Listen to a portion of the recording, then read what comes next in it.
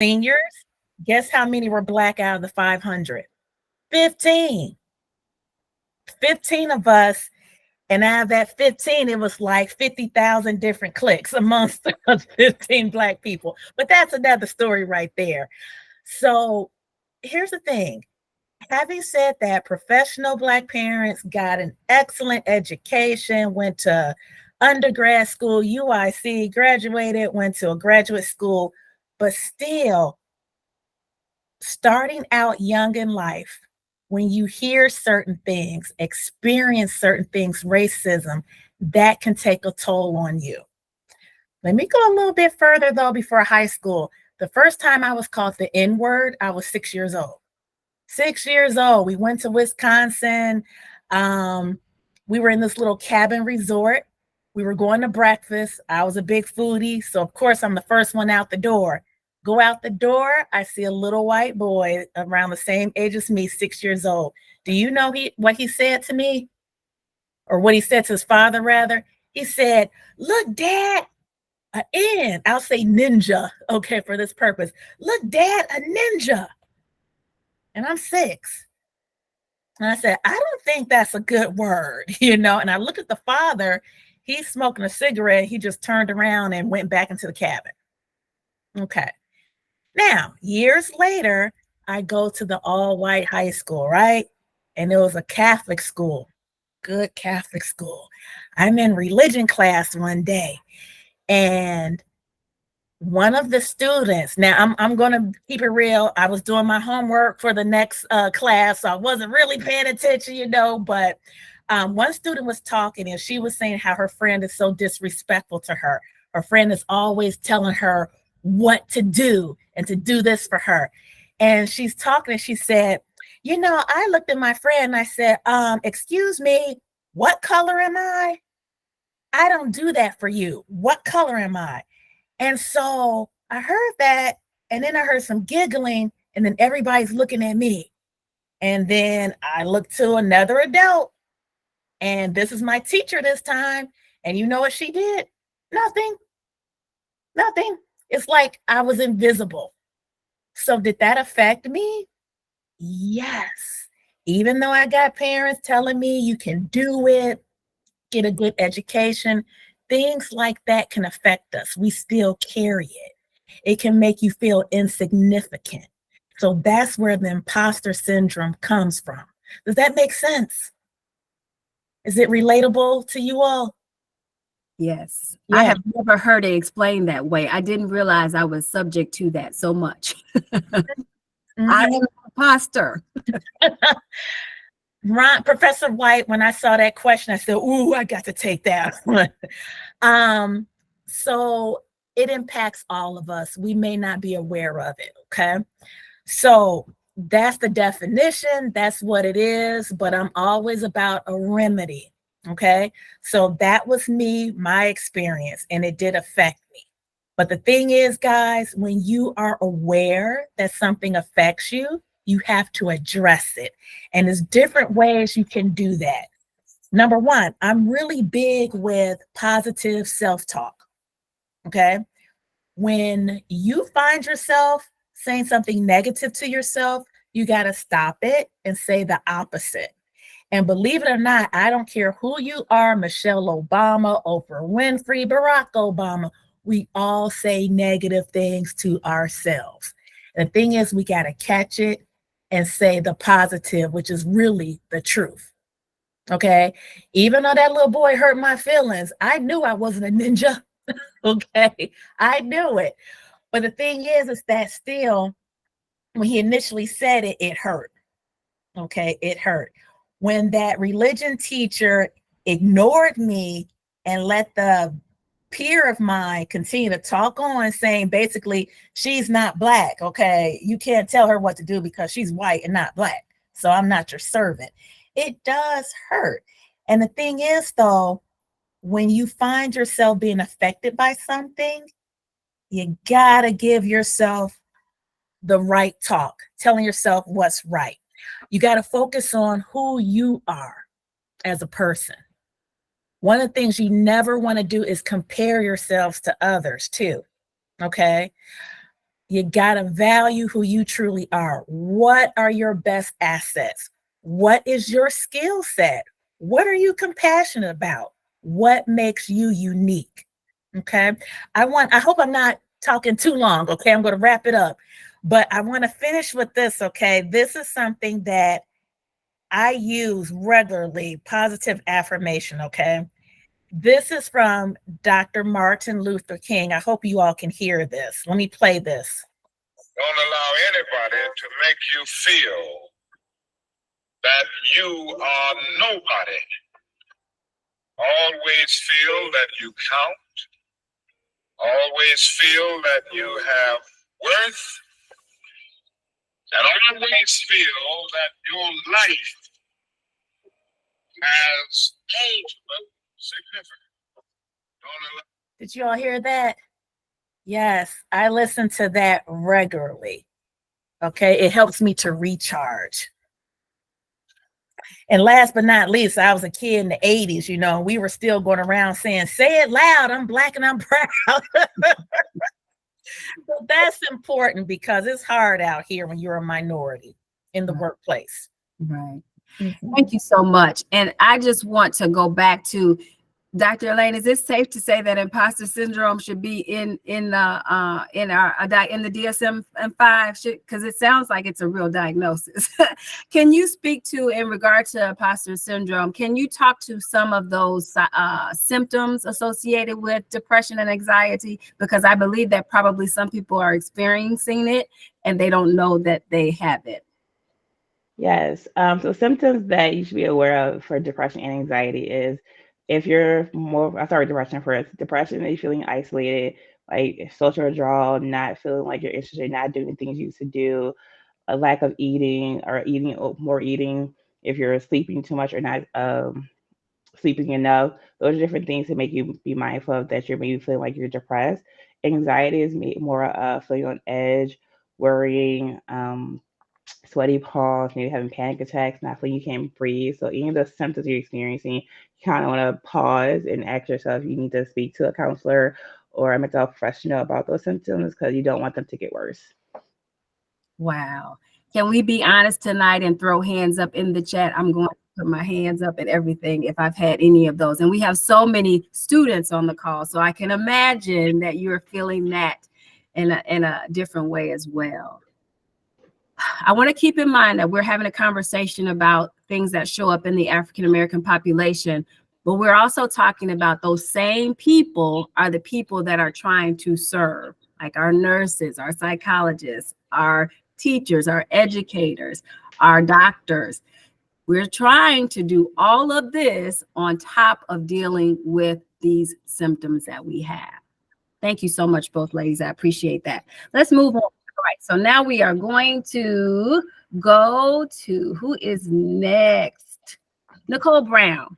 Considering the pressures faced by African Americans in healthcare professions, where there are the minority, let me say that over. Considering the pressures faced by African Americans in healthcare professions, where they are the minority, that's everywhere, isn't it? What are some specific challenges to mental health that may arise?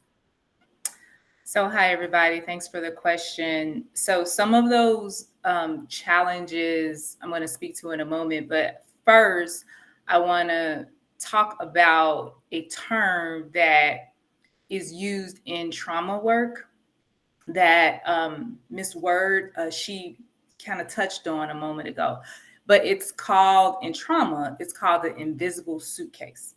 And what that is all of the experiences, mostly challenging experiences that an individual carries along with them as they navigate the world, the community, their work, their life, right? Their families.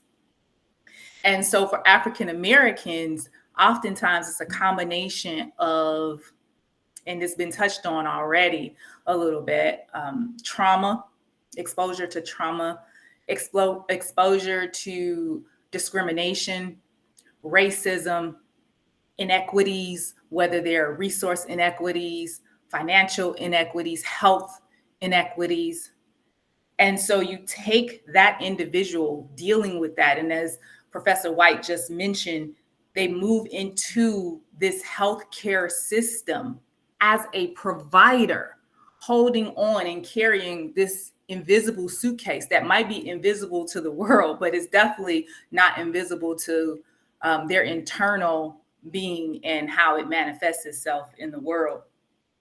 So anyway, they're carrying this invisible suitcase along with them as they go into this healthcare profession, a profession in which historically African Americans don't necessarily trust. In the African American culture, some of us understand and know that we don't always trust these larger systems, including the healthcare system. And now we're in this system as a provider carrying our invisible suitcase. On top of that, you add to that the understanding that in order to be on a level playing field with their counterparts, their non-African American counterparts, African American healthcare professionals, they have to work harder, be stronger, be better, just to be on an equal playing field. So you have all of that, right? And considering that, of course, as Dr. Elaine mentioned, these healthcare professionals are going to be at a increased risk for anxiety, stress, depression, substance use, poor self-esteem. And to top it all off, the cherry on the top, which is actually not a cherry, is more like an anchovy or a Brussels sprout. Not the good Brussels sprouts, but the Brussels sprouts that's not the fried ones. The fried ones be pretty good. But the ones that might not taste that great, the added piece, the anchovy, is that oftentimes these African American professionals, they don't even realize that they are experiencing this, which is what you just touched on. And that might be due to the stigma that's attached to mental health in our community. So we have a lot of work to do. So thanks. Wow. I don't know if I'm getting set free or put in bondage because I have all of that. So I think that's a good segue. Tanya Best, we're coming to you next to talk about how it manifests physically, but I want to tell people in the audience that you please put your questions in the chat. We have a wonderful panel here that is sharing a wealth of knowledge with us. And also I forgot to tell you all, one of my student physical therapist assistants is helping us moderate. And so she's monitoring the chat. And so you can put questions in there. And also we have a website that is available for you. It will give you a breakdown of the panel members. And then at the very end, there are some resources and the survey is there. So I want to highlight that, and I'll keep bringing that up so that you all can have some resources after that. We don't want to feed you a full dinner and not give you some dessert or a take-home baggie with you, okay? Or a doggy bag. That's what I was trying to say. All right, Tanya Best, we're coming to you. I think that was a good layup or setup for you. How do physical manifestations of mental health disorders in African American healthcare professionals and students differ from the general population, and what implications does this have for their quality of life? Well, good afternoon, everyone. I'm very excited to be here, and great discussion so far. So part of that question, I'm not sure that the disorders are differing very much from the general population. And I'm going to speak to what I see in my line of work in the community, working with seniors, working with adults, as well as working with middle school students and high school students in a high school within our community.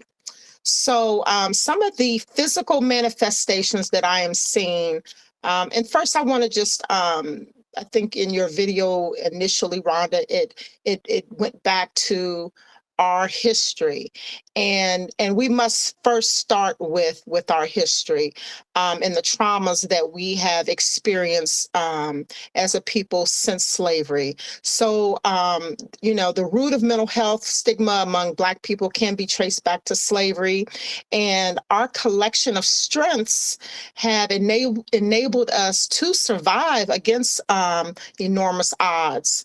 But we have learned to ignore mental health, and all these factors have created a culture that is fearful and uninformed of mental health.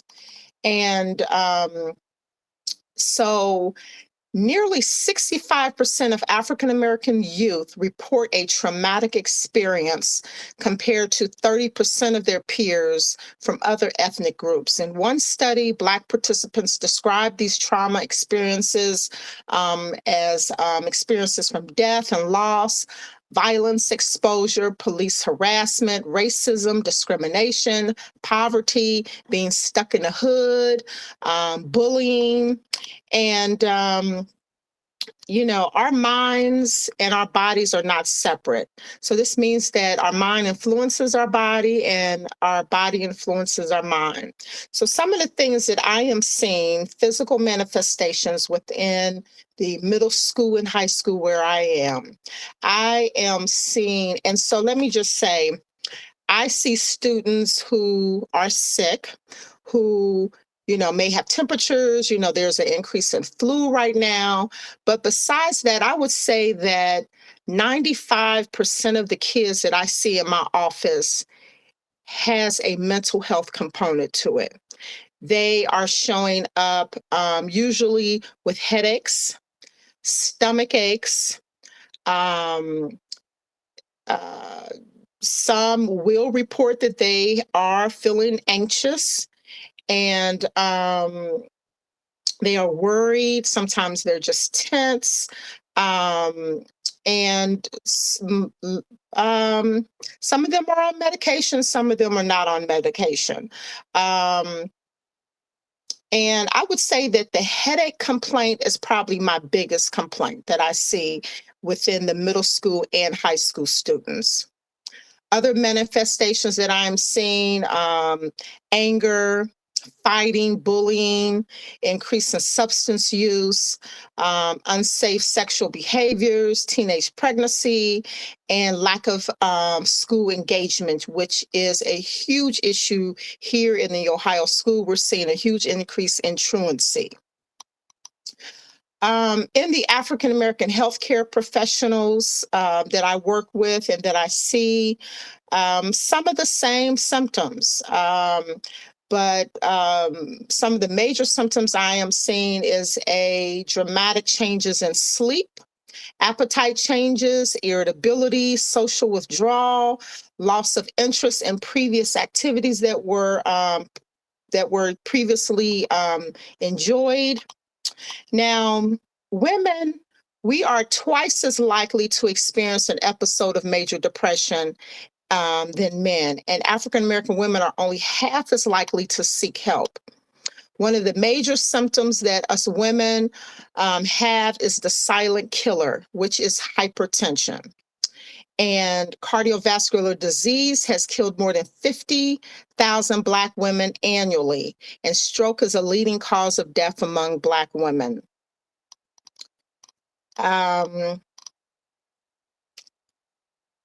And that is all that I have as far as the physical manifestations.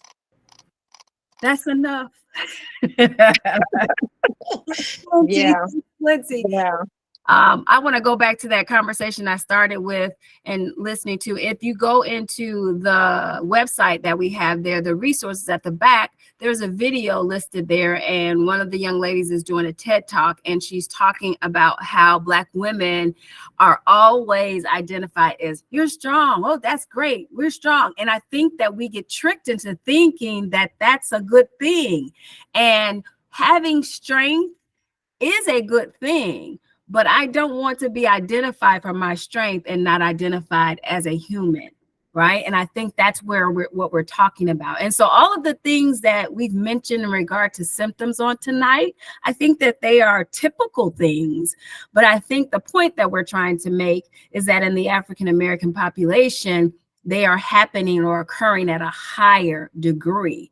And because we have less resources, less ability to access healthcare, then we're in some ways stuck with these things, right? And we've been taught, let's go back. You started talking about slavery. Let's go back. We traditionally, as African Americans, we don't go to therapy.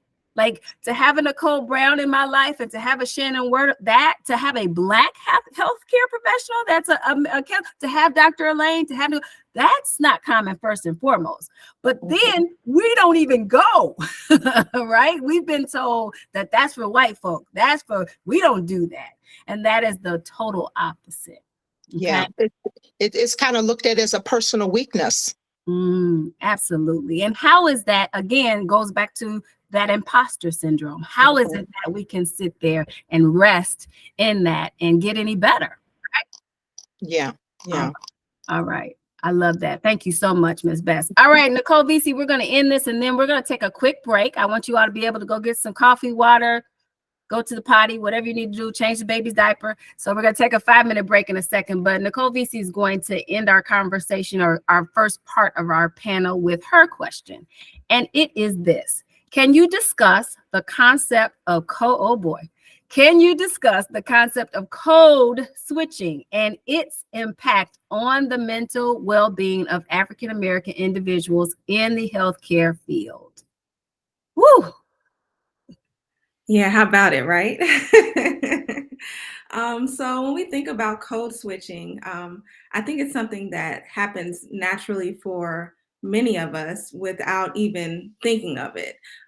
Code switching in how we talk when we talk with our friends versus how we speak to our parents, how we speak at work versus how we speak at home, our choice of words, our tone, our expression. All of these things are different depending upon who we're speaking to, and that's code switching. Even from the loose conversations and text messages, from using short acronyms and things of that nature versus spelling words out when I'm speaking to my boss as opposed to a colleague or a friend. So when we think about code switching, there are a variety number of reasons why one would code switch, and knowing when to do that is something that's impactful. Working in the healthcare field, wanting to be taken seriously, I think is a common misnomer for African American people. Even for myself, being young in my career, I always felt that I had to speak in a certain way in order to be accepted or to be felt to be taken seriously. Because I look young, I'm a young Black woman, I need to be taken seriously, so I must carry myself in this particular way so that others will see me as I have proven myself to be based on my education and my background. So when we think about code switching, that does take a hit to one's mental health when you're always anticipating what someone may think of what you have to say or how you have to say it. That's something that can definitely weigh heavily on the heart and the mind of the individual who is experiencing that. So some popular ways or reasons that code switching happens is, again, to amplify or to emphasize a point. If we want to add expression or personality, if you make habitual expressions because you feel like those are going to be accepted, or even just to feel like you're going to show your identity and to be accepted by others.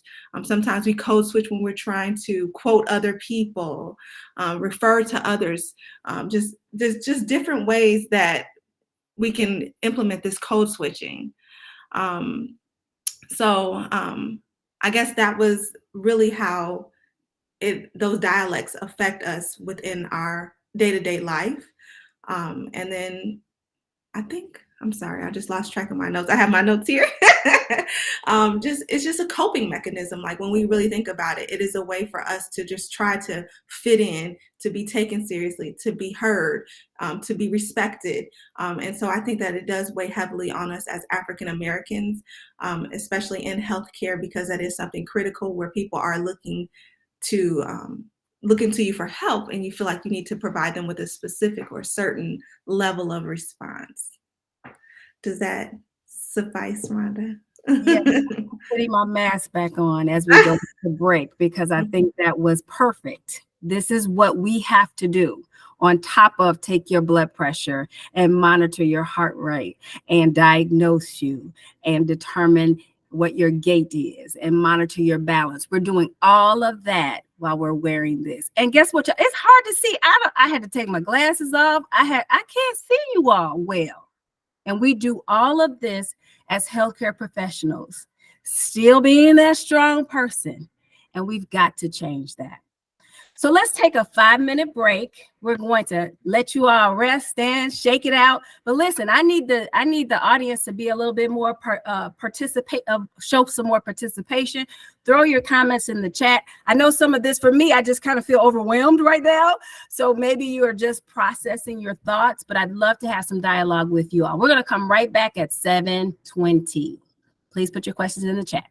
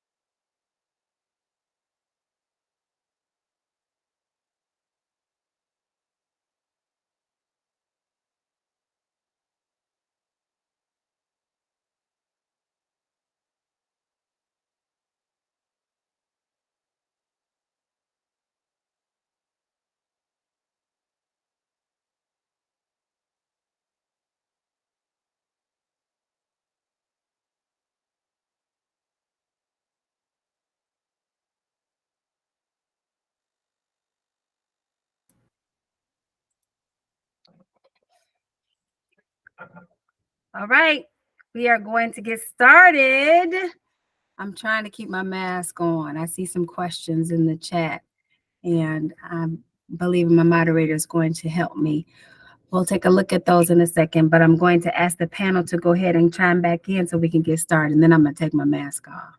So Dr. Lane, I'm coming back to you. In what ways do health disparities impact the mental health of African-American healthcare professionals and students, and what measures can be taken to mitigate these effects?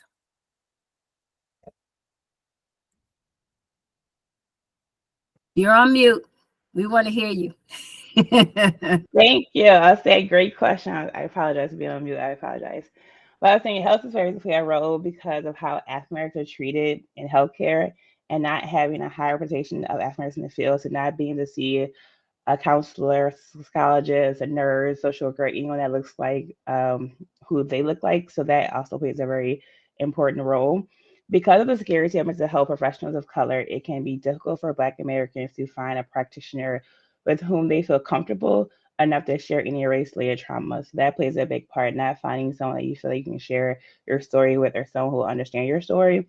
And even when you may try to go to therapy as a African American, you typically may only find a person that does not look like you, and that sometimes it causes a concern because when you do tell your story, you can be misdiagnosed if you come in there for concerns of mood disorders or post-traumatic stress. You may then be diagnosed with schizophrenia. So most African American males and females sometimes go in for something that's not what they initially went in there for and come out with a diagnosis, and then they also then or feel with a lot of medication that kind of adds to the stress and a lot of things that Ms. Brown and Ms. Best were talking about in terms of the health disparities and also seeking help, that you didn't feel like you're not being heard and not being listened to, which causes more of the stress and anxiety and depression I mentioned before. That also can lead back to what Ms. Worry said, the imposter syndrome. That you see becomes a very full circle where we're not listened to and heard. So that is how it can affect the health disparities. Now, how do we fix that? How do we fix that is making students and healthcare professionals feel more comfortable in addressing the imposter syndrome and also using positive self-talk and making everyone feel like they belong. The main thing is feeling like you belong and also addressing the imposter syndrome, that you are worthy, like Ms. Word is saying, that you do matter, and you have to keep telling yourself. I always tell my patients that if you don't believe in yourself, then who will? So you have to first believe in yourself. You have to first believe that you can do it, and then you believe you can do it, then everyone else around you believe you can do it as well. Wow. I think I heard you say representation matters. So while we are, especially to my students and students of other healthcare fields, if you are of African-American descent or of color, you have to understand that as hard as your curriculum is, as hard as what you're going through is, listen, you are there because we are here. And we are here because somebody behind us was. And so your experience, and that's pressure. You don't want all of that. You're like, I am trying to get my A for me. But I need you to understand that it's bigger than that. And in order for us to move this forward, to address those strategies, we have to be in the place. We have to be present. And so while it's more difficult or more challenging at times, we have to make those moves. Because again, I always think about it like this. I think about being a trailblazer, right? I think about walking through a field with trees and rocks and all this kind of stuff, and I step on it and I stumble and rocks hit me in the face. Well, I'm making a new path. If I was going down a path that was easy, I would have a straight road. And so some of the things that we experience, it's because we're the first person to do it. You may be the first person in your family to get an education, to get a degree, to be there, but understand that this is not all about you. And while that's heavy on our shoulders, we are never going to move forward as a community if we don't take that on. Thank you, Dr. Elaine. I appreciate that. I got lost in the questions. They're so good here. Let me go back. Who's next? Let's go with Ms. Brown. How can cultural competence and awareness be integrated into mental health strategies to improve the well-being of African-American individuals in the healthcare sector? Hi again. So thanks for the question. I would answer that question by starting with knowledge. First, we want to, as healthcare professionals, increase our knowledge by working in those communities, if possible, being intentional on listening, experiencing, working with, populations, African American populations, if you are not of African American descent, and even if you are, because that doesn't mean that that experience just because of the color of your skin. So really, the healthcare industry really gaining knowledge through being intentional to work with and support the communities in which they want to better serve. Also, the information highway, right? We have all type of information at our fingertips to access as far as doing some research and to better understand what the healthcare professionals who are African Americans are experiencing in their invisible suitcase. And then our industry has to educate our community, the African American community, about how important mental health is. We can't be culturally competent. You can't inject cultural competence until you are competent, right? And that is a process. So that's why I said we must start with education. That is not an endpoint, it's a process. And it's an ever evolving process that probably will never come to an end. So we have to educate the African American healthcare professionals that mental health is something you should be taking care of. It is not something you should sweep under the rug like our culture oftentimes tells us that we should do. We have to make sure that we're taking care of ourselves in every aspect of that. So we need to understand that mental health is health. Mental health is health. And so ultimately our goal should be to normalize mental health, just like we've normalized physical health. We need to raise awareness. We can provide psychoeducation on the importance of mental health and promoting that our healthcare professionals engage in the proper self-care and injecting empathy into the healthcare industry, the health care, air quotes, industry. It is a care industry. So we need to be empathetic to those carrying these invisible suitcases. And once we know better, we're able to do better.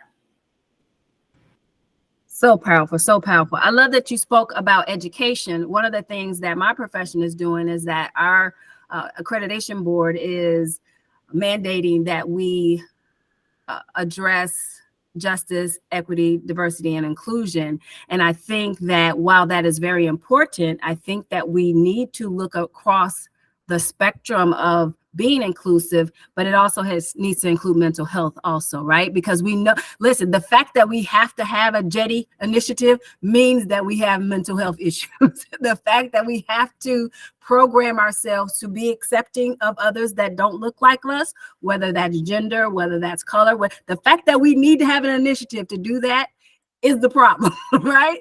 And so we have to be aware of that. I'm grateful for that, but it's not enough. And it's like you said, it's never necessarily going to be enough. Thank you so much for that. All right, Counselor Ward, you're on deck. What are some specific steps that organizations, this is a good layup or an assist for you. What are some specific steps that organizations and institutions can take to create a more inclusive and supportive environment for African American healthcare professionals and students? You know, I want to piggyback off of what Mrs. Brown stated about having empathy in the healthcare. Empathy is so needed in the workplace. It all boils down to respect. As Aretha Franklin said, RESPECT. Find out what that means to me. What does respect mean to minorities? They have to understand that. And one way to do that is to have diversity trainings. Okay. See, here's the thing. We've heard of learned behavior. There are some people, like uh, the white race, they may say things and not know that they're being offensive. Just like the peer student I had in high school when she said, "Oh, what color am I?" That was her lifestyle. Back then it was like, look, black and brown people are mates, not me, And the thing is, they learn that as kids, they get older, and they don't realize they come into the workplace with that same type of belief. I had a friend, guys, forgive me, I have stories for everything, okay? But I love using stories, okay, to illustrate. I'll say this real quick. So a friend of mine told me how she had to give a very serious presentation. It was her and it was a white counterpart. She's speaking and she got cut off in mid-sentence from a white male person in the audience who just cut her off and said he wanted to hear from her white counterpart. Because, like, you're black, you're talking too much, without him saying it. It was like, you be quiet, let the white lady talk. Okay. She's the one with the most knowledge. And the thing about it, he didn't understand at that moment to be so bold. I really don't think that, from what she told me, that he was being offensive. He didn't understand it. It's just like, okay, wait a minute. The black one's talking too much. We got to hear from the white one. So it's things like that. So diversity training is just so important. Another thing too, they have to make sure that all employees are included. There's different committees in the workplace, and if you see that a lot of those committees are of one race, as an employer, you have to diversify that. Make sure all your employees are heard. Another thing too is have awareness, okay? Acknowledge different cultural awareness and history months, like Black History Month. What do they do in the hospitals for Black History Month? Is it acknowledged? That's very important because it's showing that you matter. We see you, we hear you. Support from colleagues and supervisors is good to have open dialogue about these type of things. Okay. Here I go with another story. They called me guinea pig when I was an intern. When I got my first internship, I was called the guinea pig because I was deliberately hired to work in this community where it was 4% Black. And in that interview, before I found out why I was interviewed, I was told that it's only 4% residents in that area. So 4%. So most likely all of my clients would be white. And the person interviewing me, he said, you know what? I'm just letting you know, somebody could come in here and call you the N-word. And I said, well, you know what? It won't be the first and it won't be the last time. And that's how I got hired, And the thing about it is you have to have that open dialogue. He would check in with me to see how I'm doing. And the thing about it, do you guys know it wasn't the clients, it was the colleagues at that time. Cliquish. I come in the room, they all get quiet. And so I spoke to my supervisor about that. And he had to address it with them because they weren't used to being around minorities. And it kind of made them feel a little awkward, So that's why it's just important to have that open dialogue, address things. Respect. Wow. Wow. It's put in the chat. Dr. Howard mentioned that is inclusive leadership. That this is where the board of directors or leadership values diversity and inclusion in the workplace. Can someone, I'm going to piggyback onto that because I think also what you said in that is a little bit of a microaggression. And I don't even think that we recognize or realize sometimes some of those things that are said in an innocent, air quote, way that can be offensive. So, I mean, somebody might have thought that that was a good thing for you to be a guinea pig and that you should be proud to be a guinea pig and what you get to be. But what did that do to your psyche? And what did that say to you? Am I valuable just because I'm Black, or am I valuable because of what I bring to the table and what my knowledge brings to the table? Woo, we could go on and on and on in regard to this. And again, I know that we're speaking and I know we're talking about African Americans and we are talking about healthcare professionals that are African American, but I do need you to understand, and even if you are Caucasian, even if you identify as another ethnicity that is not a minority, I'll put it like that, you have to understand that your ability to show up and advocate for us is important too. We don't just need to get better. The whole world needs to get better, right? And so we need to, I don't want you to just sit here and say, oh, well, this doesn't apply to me, because just like many of the panelists said, a lot of these things happen across the board. I think it's just important to know that it happens at a greater degree to us, and we have less strategies or fewer strategies to work through them with. All right, this is your turn, Ms. Bess. Can you share some examples of successful initiatives, assessments, or programs that have effectively addressed mental health disparities among African American healthcare professionals and students in healthcare education and practice? Yes. Hello, everyone again.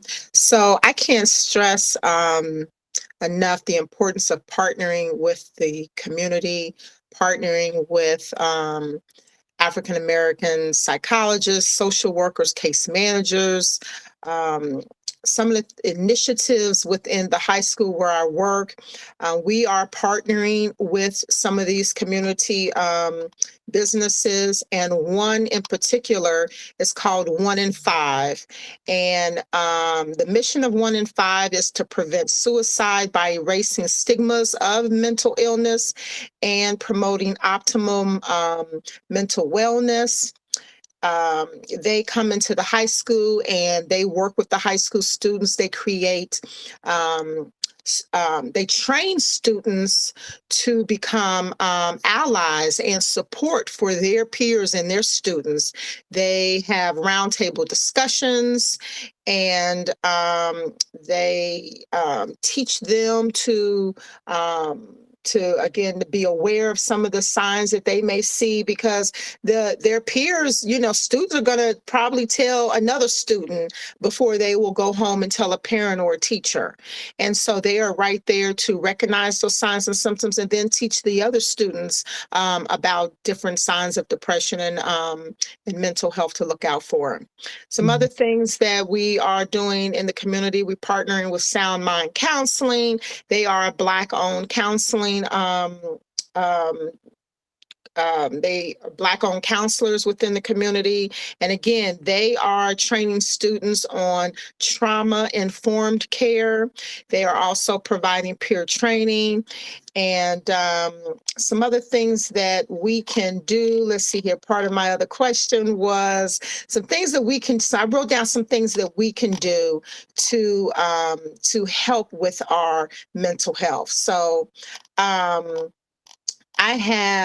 we can all get some good rest, okay? We can all try to achieve that 8 hours of sleep every night. We can all try to move more. We all need to get active with exercise.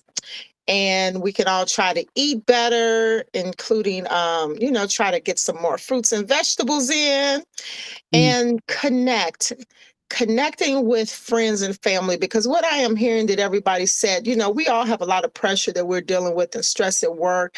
And sometimes we can just get isolated in it all. So let's try to connect with one another, connect with those friends who can just uplift you, and meditate. John Hopkins researchers found that people who took an 8-hour-a-week course in mindful meditation were able to improve their depression, anxiety, and pain symptoms. And lastly, know your limits. As much as possible, decline requests to create that unnecessary stress, such as hosting parties, planning events. We overschedule, so it's okay to say no. Create boundaries at work. And lastly, I want to say stop the stigma and start the conversation. Wow. Wow, wow, wow, wow, wow. This has been so awesome. Thank you so much. That was a mouthful. I so appreciate everything that you all have said and the value that you brought to this conversation. I can't speak enough. And when we hear those things, those are practical things. But how many of my students don't do one of those because you're trying to study? We just drink water. How about that? Let's do some things that we can do. Many of us, whether we are teachers or not, how can we do that? So we are going to open up the chat now. I see you, Janiyah. I'll let you open. Do you have a question? I'll let you go ahead and you can unmute yourself and ask that question, Janiyah. Or do you have your hand raised just because you want me to know you're here? Can you hear? Can you hear me? Yes. Yeah, I was just saying, I was raising my hand because, like you say, we don't do the self-care that we need, like drinking the water, getting the rest, getting the sleep. We don't. We worry about, oh, I got to study for this next quiz or this next exam, this skill check. And we just try to get everything or do everything in that short period of time, and we don't take care of ourselves. And That's right. It's definitely a downside. It is. And sometimes just doing some of those things will give you the strength that you need to continue to work through those things that you have to work through. Okay, so thank you so much for your vulnerability and for sharing that. I appreciate it. All right, so there are some questions, great questions in the chat. My moderator is going to keep filling them into my section here. I'm going to ask these. I'll ask these. And then, of course, if you want to unmute yourself and ask, you can. This is our Q&A portion. I do want to be mindful that I did put a link in the chat. It says site Google / Prairie State. Don't ask me why it says the evolution of a Black physical therapist, but that's the website for this one. If you click on that, like I said, you can see the agenda. You can find out more about our panel members, and then you have an ability to contact them via email there as well. So one of the questions in the chat was, how can we, and anybody in the panel can answer this, how can we go about healing from some trauma? How can we go about healing from some of these trauma responses we are exposed to, aside from affirmations?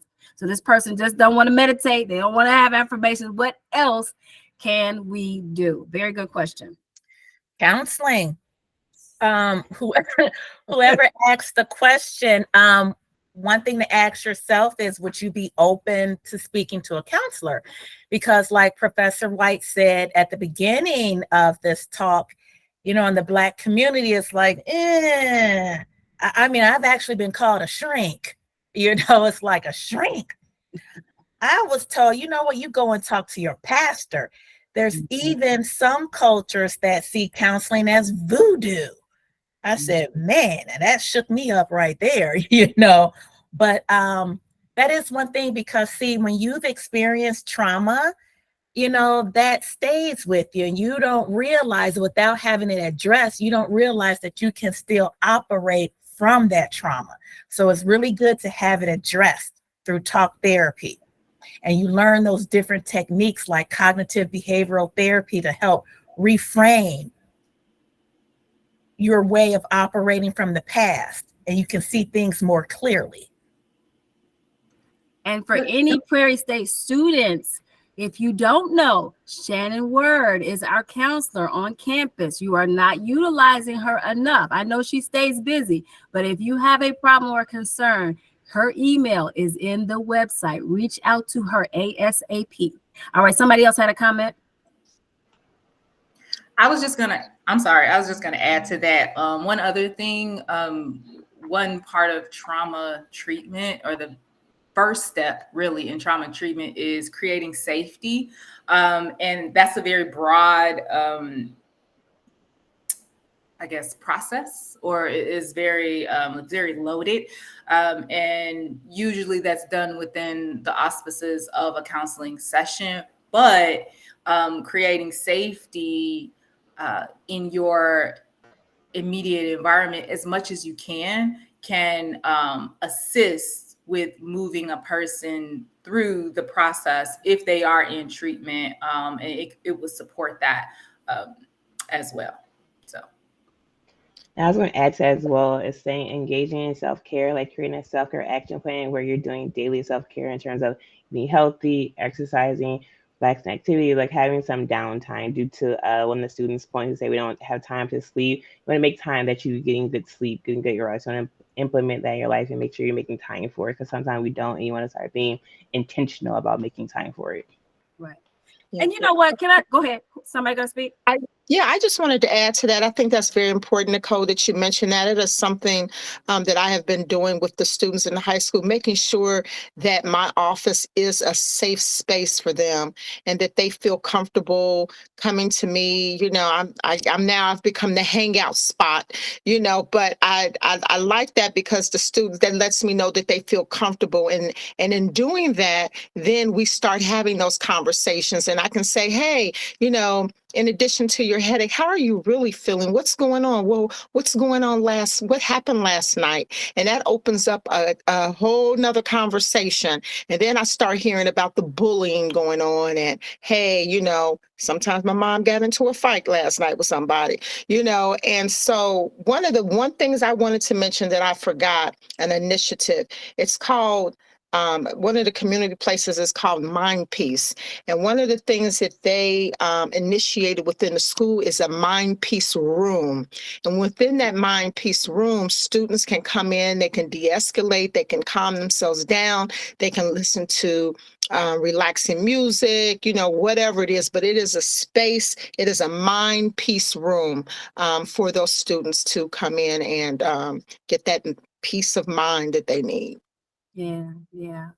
And you know what? I just want to say something. I want to talk about the big elephant in the room. A lot of times we don't manage our time well because we are wasting it right here. Can y'all see my cell phone? That's being my baby. But we waste so much time mindlessly scrolling through stuff that really is not going to help us for real. We say it is. Even if your TikToks are about something about school, you end up diverting and going to something else. And before you know it, you've wasted 2 hours because you wanted to rest. This was my downtime. But is this productive downtime?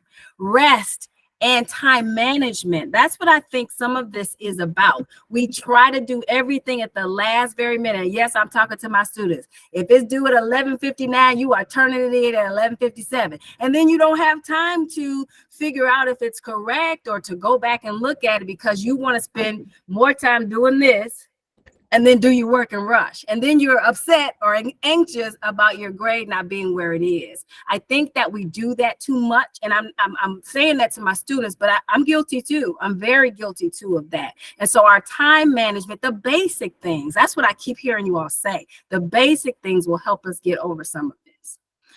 Okay, how can professionals provide culturally competent care to African-American clients? That's a loaded question. How can we provide competent care?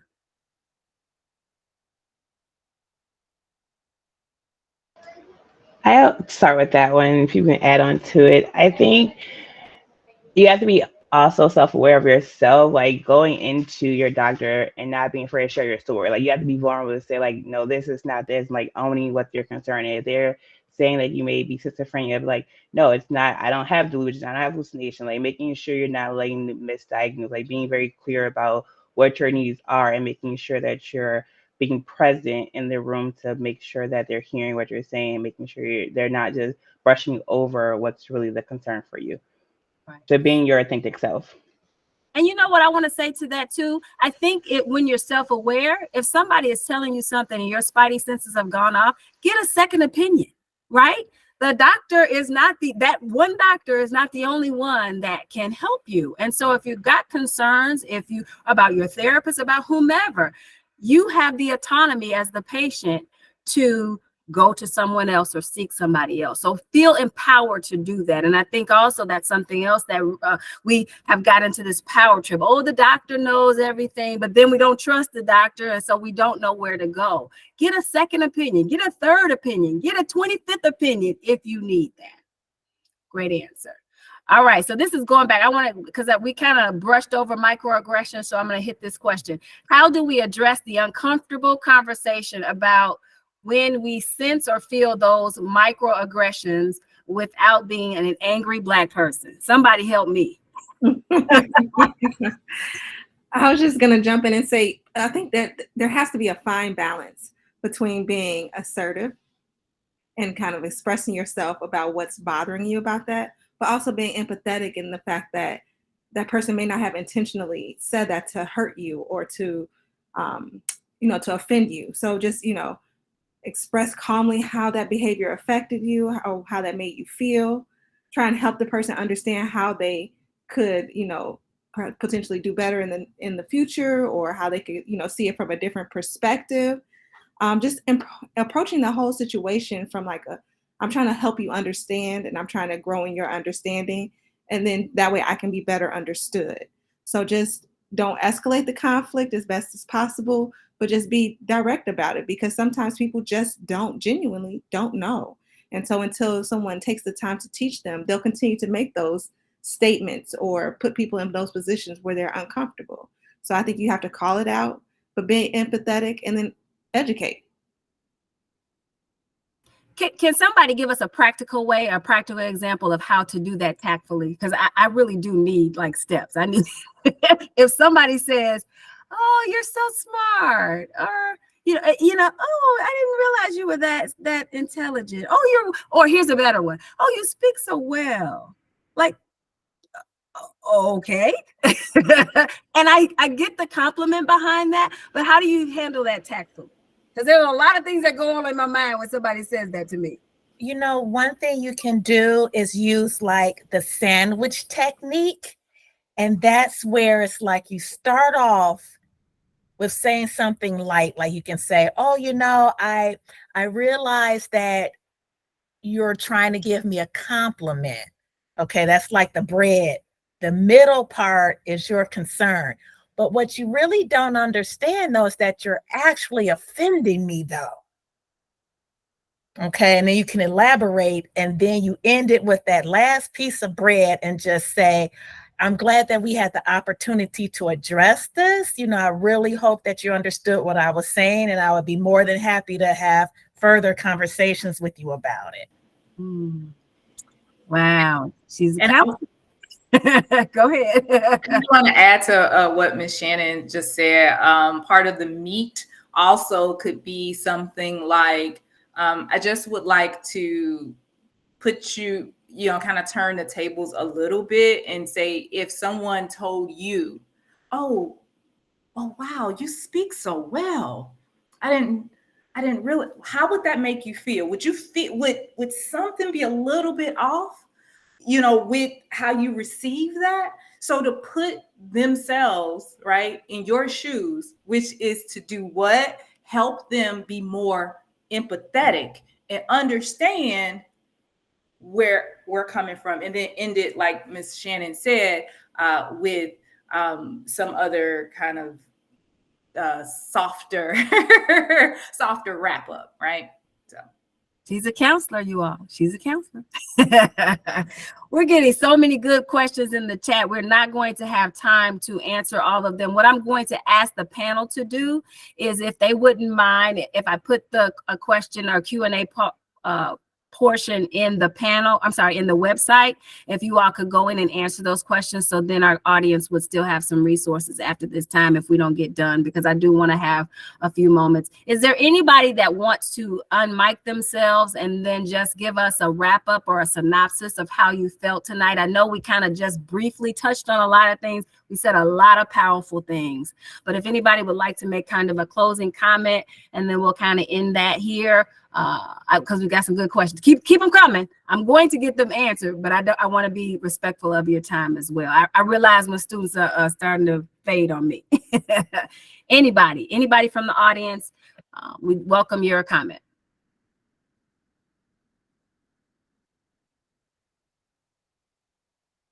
Nobody has anything Well, to say? I'll say something. I know I'm on the panel, but I'll say, just to kind of summarize the evening, I just wanted to say thank you, Professor White, for inviting us to be here today. I think that this was a really powerful, powerful experience for myself as a panelist and for your students. It just shows your care and concern for their well-being, as well as putting more professionals in the field that are ready and prepared for this practice. So thank you for this evening. It's truly been a delight, and I appreciate you asking me to be here this evening. No problem. It's been my delight. Okay, my cousin, who is a pharmacist, Jackie Kennett, is going to have the last question. I see you, Dr. Howard. I appreciate you, but we're going to let Jackie Kennett answer or have a comment or question, and then we are going to put the survey in the chat. I want you all to answer the survey. Go ahead. Oh, I didn't know actually I was saying anything, but You raised your hand. I think I raised my hand, but I was trying to say like, good job. But I think this was really great. You guys did a wonderful job. I appreciate the information. We do all go through this, and I'm realizing it more and more as you all spoke. And I didn't realize it, how much I was going through some of the same things, and dealing with people, and the stress of pharmacy is rough, and it comes home with you. It's not just those people you affect in your coworkers. It's the patients, the doctors, the everything, and it can weigh on you, and you really need to have that outlet to release it and let it go, and not take it home with you so much, and know how to find those resources when they're so readily available, when we just don't know how. So I appreciate you, and I appreciate your panel. You guys did a really great job, and thank you so much. Thank you, cousin Jackie. That's my big cousin. All right. So I have put the survey in the chat. I know you don't have to do it, and I know some people are leaving, but if you could take a few moments to go ahead and hit that link for me and answer those few questions. I think it's about 5 questions. It should take you a few moments. That will be wonderful for me. It will give me an idea of how to reach you and how to discuss what might be important to us at a later time. I love doing this, and I'm grateful to Prairie State College for the opportunity to share this. I want to say again, thank you so much to my panel. You all have provided so much to me. I know you walked into this not necessarily knowing what was going to happen, but I appreciate you so much. Thank you so much for your diligence. Thank you for being my tribe of beautiful women that I'm going to be hanging out with and calling to. Y'all said community. Tanya Best said we got to hang out. So we need to hang out and continue to show up for one another. Tanya, did you have something else to say, or are you just raising your hand too? Accidentally raising my hand. Thank you, Rhonda. Thank you, panel. This was a great discussion. All right. And then I also want to thank Mary Warren. She's been moderating the chat for me, and she's been putting all those questions in there. I guess I have to give you some extra credit, Mary. So I appreciate you all. All right, we will end our session 2 minutes early. I don't do that well. I don't always end on time. So we're going to end early. I promise you that those questions that you asked that we did not get to, I will put them in the website, and we will have those questions answered. Please take an opportunity to look at the resources that are back there on page, I believe it's page 4. There are plenty of resources that are there for you to help you and to help support the conversation that we had on tonight. You all have a good evening. Get some rest, drink some water. Get some rest, and have a good evening.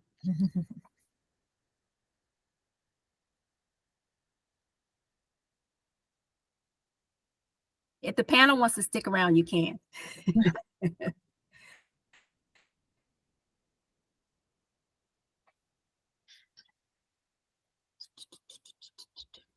And I don't have much to say. I just wanted to say I love you all. Thank you so much. I appreciate the fact that you all hung out with us tonight. And so we'll have a wrap-up session if you don't mind. And I asked you all to send me your addresses because I do want to send you a quick token, okay?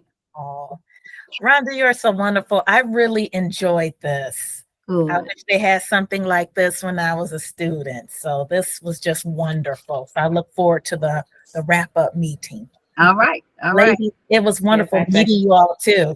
Okay. Yes, absolutely. Too. Thank you. It was great being on this panel. It was great meeting all of you, and I really enjoyed this opportunity. Y'all are very amazing young women. I look forward, like Press on say, making you guys my village. So I look forward to staying in contact with all of you. Yeah, absolutely. Yes. All right. Thank you all. Take care, ladies. Yep. Have a good evening. Jackie, Bye. the website is in the chat. The website, it says google.com Prairie State, the evolution of the Black physical therapist. Don't ask me why it says that. Okay. All right, ladies, we can officially dismiss. All right. Take care. Bye bye. Thank you, Mary.